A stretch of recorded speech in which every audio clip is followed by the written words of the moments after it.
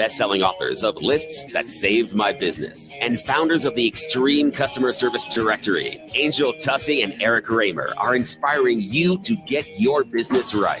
They know that customer experience isn't just another thing, it's the only thing.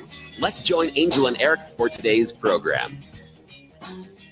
Hello and welcome to the Experience Pros Radio Show with Angel Tussey and Eric Raymer. Very nice to have you along with us today. We are here to remind you that small business is big business and your business is our business. How are you? I'm doing fantastic. You have a nice weekend? I did. Thank you so much. Very, very good.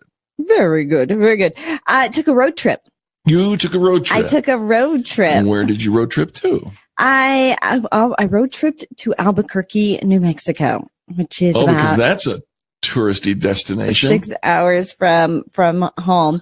I did it because I was applying for the Global Entry Program, which is like that TSA pre-check where you go through security and you don't have to take your shoes off. But it's not just for local; it's for all around the world. It's for international as well. Okay. And so applied for it online, and the next step is you have to go in and have this in-person interview over at the airport. At the airport, but did you know that Denver has an airport? We have an airport here. Did you know that? There is one here in Denver, and it's a little bit busier than the one in Albuquerque. Can't imagine. The soonest interview appointment for a 15-minute interview that I could get was in March of 2018. Here in Denver. So that was back in, middle of August. So September, October, November, December, January, February, March, 7 months. It was a 7-month wait. Wow. In order just to get the interview. And it's just a 5.5, 6 hour drive. Yeah. To Albuquerque. Okay. Right. And so I'm traveling now. This is when I want to have all my stuff. Now, I could still be traveling then, but I'm traveling now. Sure. This is when I want it. I want it now. So husband and I decided to take a quick little road trip down to Albuquerque. It turns out they get a lot of people from Denver. I bet. Doing this little visit. It's really not that far. The easiest thing I have ever done at the airport or with a government, anything. Really? Was this appointment. I got there. We rolled in. It was 11 o'clock in the morning. Yeah. My appointment was at 11:30 and Jay's was at 11:45. Okay. So I thought, so we'll just wait here for half an hour. Go grab coffee or whatever. Sure. Well, within a minute, they called us back and we walked out of there. Both of us finished at 11:15. Back in our car, cost us a whopping $1 to park at the airport. Wow. And we were done. We were in and out and done. It was so quick, so easy. It was amazing. Spectacular. And did they approve you? Well, we had gone through the first layer of approval. So this was the second layer of approval just to confirm that you really are the person. Exist. Yes. Yeah. Mm-hmm. You have to do some fingerprints and all that stuff. So sure. Super fun. So I'm all done. So you're at the front of the line now. I'm at the front of the line now. I don't have to take my shoes off. I don't have to take my toiletries out of my bag. Wow. You still have to follow all the rules. Oh, of course. Yeah, you still have to abide by all the rules. Otherwise, they will cancel your membership. It's good for 5 years. 5 years. Yeah. Right. So I'm going to try it Wednesday night. I'll let you know. All right. I am so excited because every now and then, they just kind of let you go through security because either they're backed up or you get picked for something or there's a little special notice on your ticket. My parents, once you hit 55, you qualify for, you don't have to take your shoes off anymore kind of stuff. Really? Yes. Something to look forward to. Yes. Oh, that's actually. It's a while. It's a while. Or is it 65? Oh, don't do that. No, maybe it's 55. I think it's 55.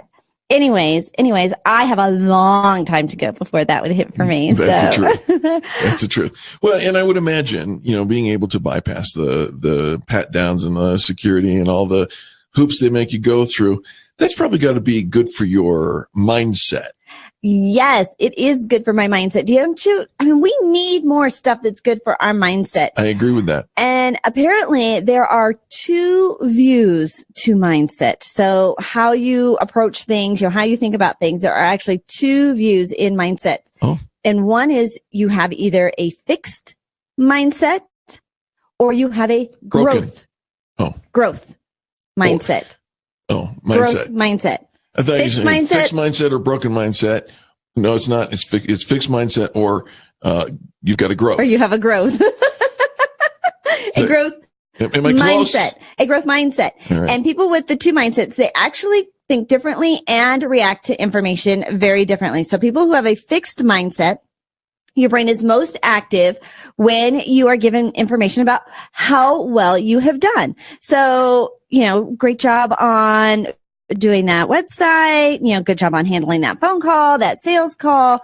And so this is how you're most active when you're getting response to how well you've done. And whereas with people with a growth mindset, they're probably most active when they're being told what they could do to improve. Well, how you can be better. Yeah. How we can be better. So it's a very different approach. And here is a story that we can all relate to: the tortoise and the hare. Oh, yeah. You remember the tortoise and the hare? Of course, absolutely. Right? Hare was so certain he would win the race, because he was super fast. He actually took a nap. Right. During the race, right? The tortoise just moved along thinking, maybe I'll have a chance to win. And sure enough, slow and steady. Passed up the sleeping hare. Yeah, slow and steady, whereas the hare's just like bzzz, and thinking he's got all the time in the world, right? Yep. So here's the difference. The hare is the one with the fixed mindset. He believed that his innate ability would always mean that he would win no matter what he did. Okay. Yeah, you're fast. You're the fastest. Right. You're so super fast. He's like, yes, so no matter what, I'm always going to win. Yes. But the tortoise has a growth mindset. He believed that he needed to work hard and keep going if he was going to win. Also, not afraid of failure, or he would have never agreed to race with the hare. When we started this scenario, I thought maybe I had a fixed mindset because I'm all about, tell me how well I've done, right? But I think I tend more towards the growth mindset because you have a growth. It's a tuma. It's a tuma. But no, it's I'm actually thinking that I have the growth mindset because I always want to get better. Well, there you go. Okay, and I'm not afraid of failure. And you're not afraid. So neuroplasticity, that's the whole science behind our brain, right? Yeah. Neuroscience shows that our brains continue to develop and change even as adults. So here's something good news. Old dogs really can learn new tricks. I would appreciate it if you don't look at me when you say that sentence.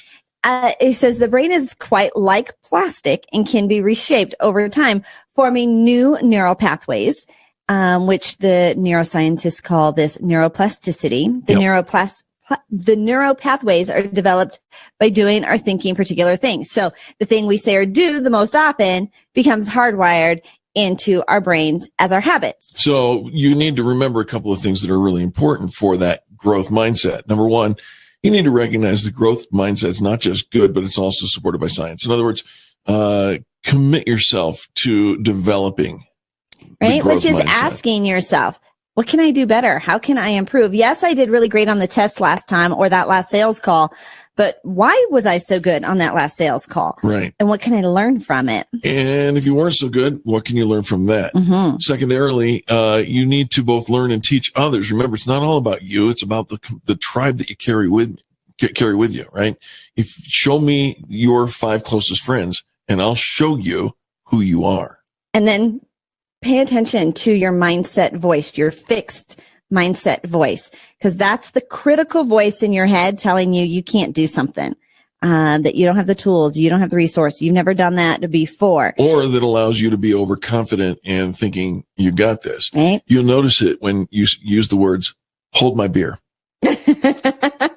That's a sign you got the fixed mindset going and you should probably slow down. So reply with a growth mindset approach.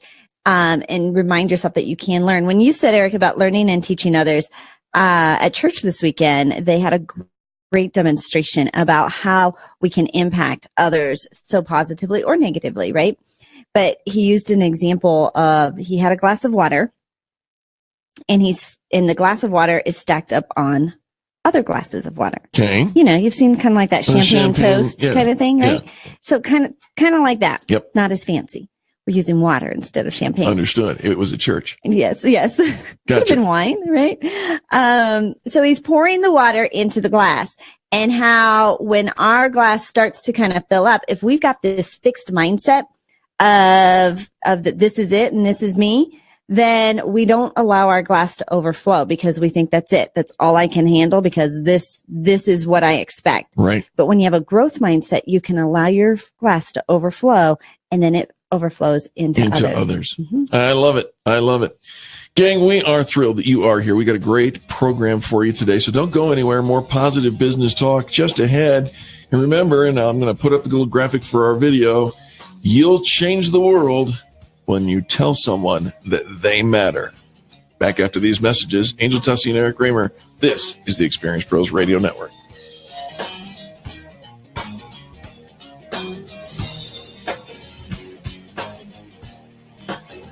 You're listening to the Experience Pros Radio Show, America's home for positive business talk.